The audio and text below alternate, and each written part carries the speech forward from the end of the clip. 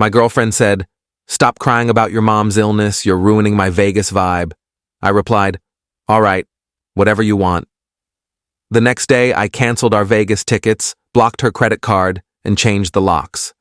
2 hours later, when she called, her first words left me completely shocked. I'm 36 years old, and until last week, I thought I knew who I was dating. Ashley and I had been together for 2 years. We lived together in my condo, split most expenses, and had what I thought was a decent relationship. Not perfect, but functional. She could be self-centered sometimes, but I figured everyone has flaws. 3 weeks ago, my mom called me with news that turned my world upside down. Stage 3 pancreatic cancer. The doctors gave her maybe 6 months with aggressive treatment, possibly a year if we were lucky. My mom is 64 years old. She's been my rock my entire life. Raised me and my sister alone after my dad left when I was 8. She worked 2 jobs to put us through college. She's the strongest person I know. I was devastated. I still am.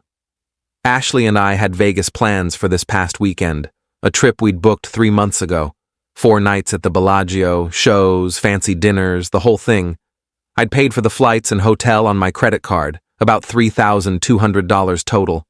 Ashley was excited. She'd been talking about it nonstop, buying new outfits, planning which clubs we'd hit. But after Mom's diagnosis, I couldn't think about Vegas. I could barely think about anything except treatment options and survival rates and how much time we had left. Last Thursday night, I was sitting on the couch, staring at my laptop, reading everything I could find about pancreatic cancer. Clinical trials, success stories, alternative treatments, anything that might give me hope. I'd been crying on and off for hours. My eyes were red and swollen. My throat hurt from holding back sobs. Ashley came home from work around 7 p.m. She worked in pharmaceutical sales, made decent money, always dressed sharp. She walked in, saw me on the couch with my laptop and a box of tissues, and sighed.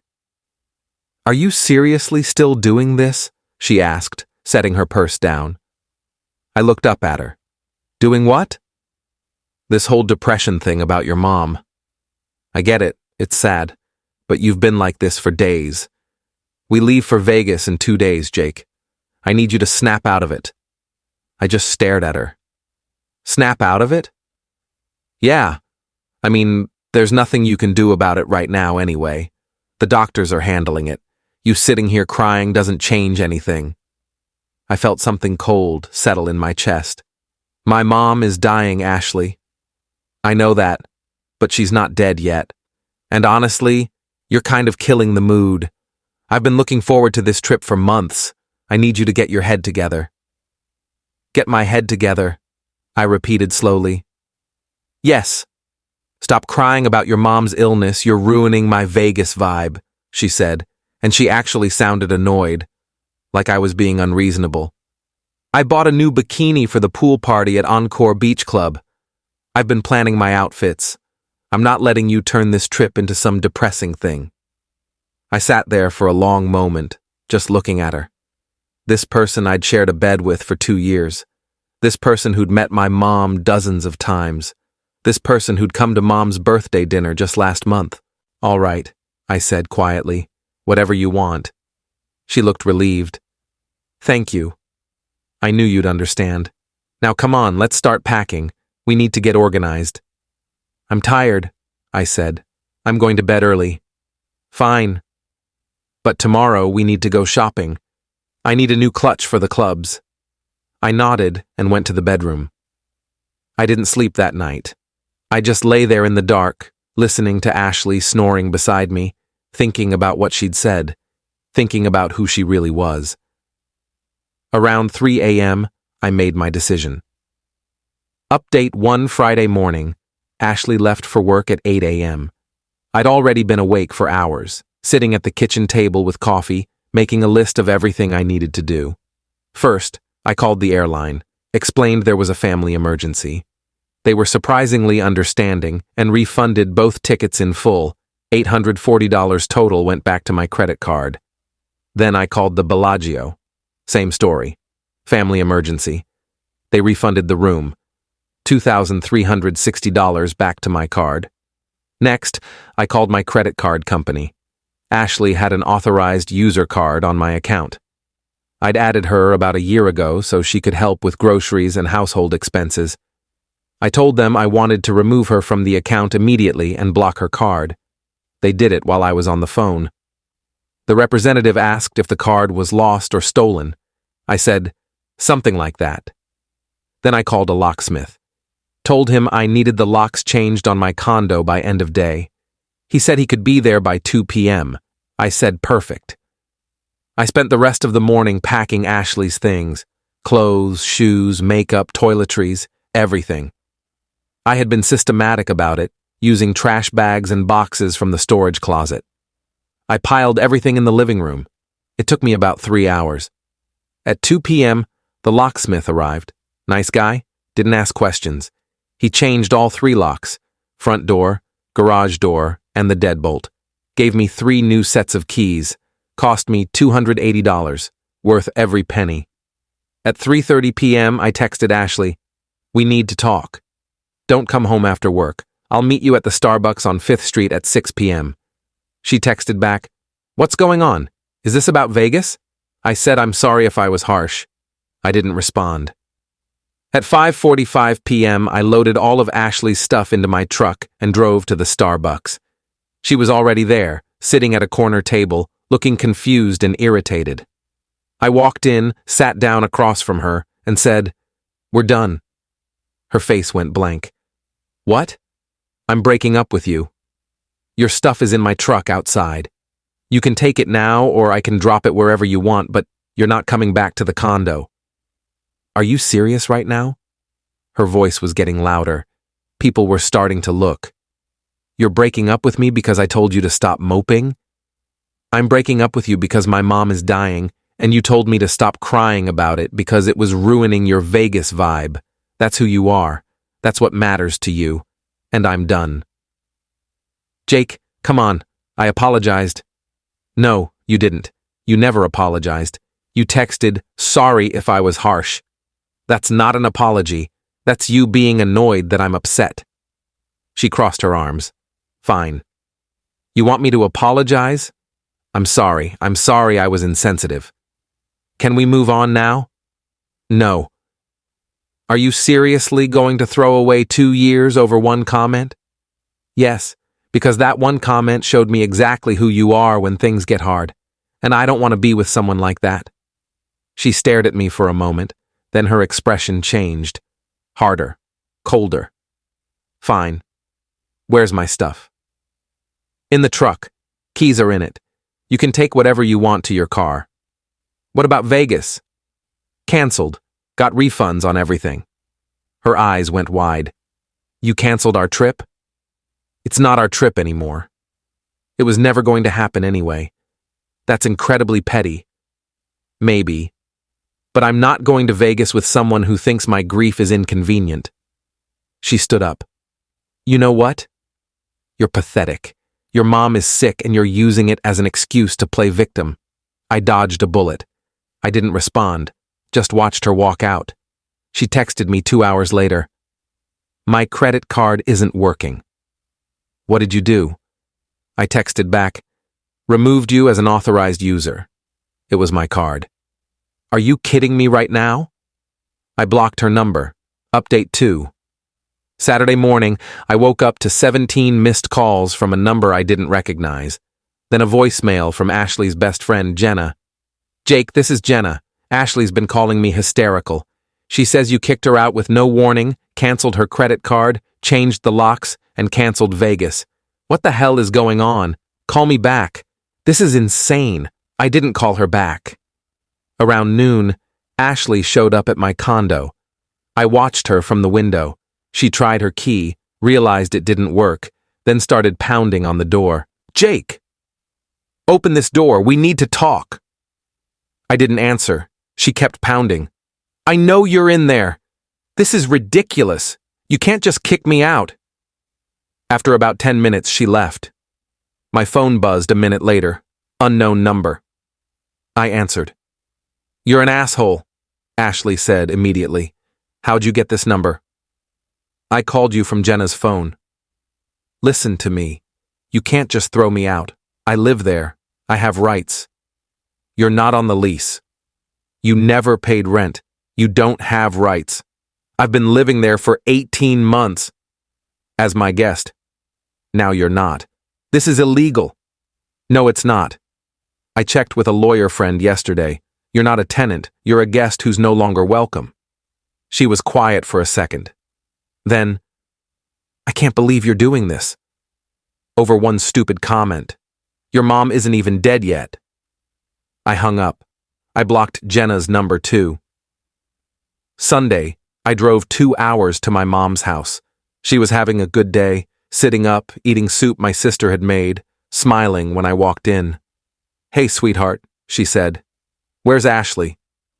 We broke up, I said, sitting down beside her bed. Mom's eyebrows went up. Oh? I told her everything.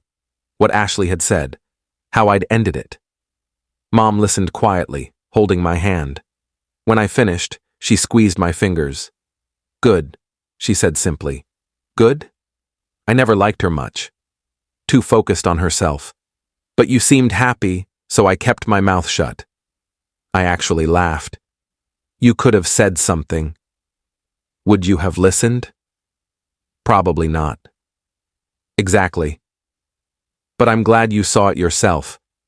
You deserve someone who shows up when things are hard, not someone who runs away from grief. We sat there for a while, just holding hands. My sister, Maria, came in with tea. We talked about Mom's treatment plan, about memories, about stupid things that made us laugh. It was sad and beautiful, and exactly what I needed. Update 3 Monday morning, I got an email from Ashley. Long, rambling, full of accusations and self-pity. She said I was cruel, heartless, that I'd blindsided her. She said she'd been under stress at work and hadn't meant what she said. She said I should have given her another chance. At the end, she wrote, Also, you owe me for half the Vegas costs. I was planning to split it with you. That's $1,600. Venmo it to me by Friday, or I'm taking you to small claims court. I forwarded the email to my lawyer friend, Tom. He called me laughing. She's got no case, he said. You paid for everything on your card. There's no written agreement to split costs. She's bluffing. I figured, I said. But I wanted to be sure. Even if she did take you to small claims, she'd lose. And it would cost her more in filing fees than she'd get back. She's just mad. I wrote back to Ashley. No. You're not entitled to anything. Don't contact me again. She wrote back, Fine. But everyone's going to know what you did. How you kicked me out while your mom is dying. How you used your mom's cancer as an excuse to be vindictive. People are going to see who you really are. I didn't respond. Tuesday, I found out she'd made good on her threat. She posted on Facebook, a long, dramatic post about how I'd cruelly abandoned her and used a family tragedy as a weapon. She painted herself as the victim, said I'd kicked her out with no warning, said I was emotionally abusive. The comments were mixed. Some people believed her. Some people asked for my side of the story. Some people just stayed out of it. My sister called me. Did you see Ashley's post? Yeah. Want me to respond? No. Let her have her tantrum. People who matter know the truth. But Maria responded anyway. She wrote, Ashley told my brother to stop crying about our mom's terminal cancer because it was ruining her Vegas vibe. Just so everyone has context. The comments shifted after that. People started asking Ashley if it was true. She deleted the post an hour later. Update 4. It's been 3 weeks now. Ashley hasn't contacted me again. I heard through mutual friends that she moved back in with her parents temporarily and is looking for her own place. My mom started chemo last week. It's brutal. She's exhausted, nauseous, losing her hair. But she's fighting. My sister and I are taking turns staying with her, helping with appointments, making sure she's eating. Last Saturday, I was at Mom's house making dinner when someone knocked on the door. I opened it to find Ashley standing there looking smaller somehow, nervous. "What are you doing here?" I asked. "I wanted to apologize," she said quietly. "To your mom. Can I talk to her?" I almost said no, but Mom called from the living room, "Let her in, Jake." Ashley walked in slowly. Mom was on the couch, wrapped in blankets, wearing a scarf over her head where her hair used to be. Ashley started crying the moment she saw her. "Mrs. Morrison, I'm so sorry," Ashley said. "I'm sorry for what I said to Jake. I'm sorry for being selfish and cruel. I'm sorry I didn't understand how serious this was. I'm so sorry." Mom looked at her for a long moment. Then she said, "I appreciate the apology. But you should know. What you said to my son tells me everything I need to know about who you are. And who you are isn't someone I want around my family." Ashley nodded, tears streaming down her face. "I understand." "I hope you learn from this," Mom continued. "I hope you grow up. But I don't forgive you. And I don't think Jake should either." Ashley looked at me. I said nothing. She left without another word. Mom turned to me after the door closed. "Was I too harsh?" "No," I said. "You were perfect." Final update. It's been 2 months. Mom's still fighting. Some days are better than others. The chemo is working. Her tumors have shrunk a bit. The doctors are cautiously optimistic. We're taking it one day at a time. I've been spending most weekends at Mom's house. Maria and I hired a part-time nurse to help during the week. We're making it work. I ran into one of Ashley's friends, Christine, at the grocery store last week. She stopped me in the cereal aisle. "I just want you to know," she said, "I think you did the right thing." Ashley told us her version of what happened, but after Maria posted that comment, we figured out the truth. What Ashley said to you was unforgivable. "Thanks," I said. "She's been telling people you're heartless." But honestly, I think she's the heartless one. I can't imagine saying something like that to someone I supposedly loved. I appreciated that more than I expected. My brother-in-law introduced me to a friend of his wife last weekend. Her name's Rachel. She's a nurse, volunteers at a hospice center, loves hiking. We got coffee. She asked about my mom, and when I told her about the diagnosis, she didn't try to fix it or minimize it. She just listened. Then she said, "That must be incredibly hard." "How are you holding up?" Nobody had asked me that in months. We're getting coffee again this weekend. I don't know if anything will come of it, but it reminded me that there are people in the world who show up when things are hard, people who don't run from grief, people who understand that love means being present, even when it's uncomfortable. Ashley texted me yesterday from a new number. "I miss you. I've been going to therapy. I'm trying to be better. Can we talk?" I didn't respond. I just blocked the number. My mom asked me this morning if I was happy. We were sitting on her porch, drinking coffee, watching the sunrise. "Getting there," I said. She smiled. "Good. You deserve to be happy, sweetheart. And you deserve someone who sees your grief and doesn't run away from it." "Like you," I said. "Like me," she agreed, "but healthier." We both laughed. I don't know how much time I have left with my mom. Could be months, could be a year, could be longer if we're incredibly lucky, but I know I'm spending it with people who matter, people who show up, people who love me even when I'm broken, and that's enough. Edit 1. A few people have asked why I didn't give Ashley another chance after she apologized to my mom. The answer is simple. Her apology was for getting caught being cruel, not for being cruel in the first place. If I hadn't broken up with her, she never would have apologized. She would have dragged me to Vegas, complained the whole time that I was bringing her down, and resented me for grieving. That's not someone I want in my life, especially not during the hardest time I've ever faced. Edit 2. Mom read this post. She laughed and said, "You made me sound way cooler than I actually am." Then she made me promise to bring Rachel by next weekend so she can approve her. So that's happening.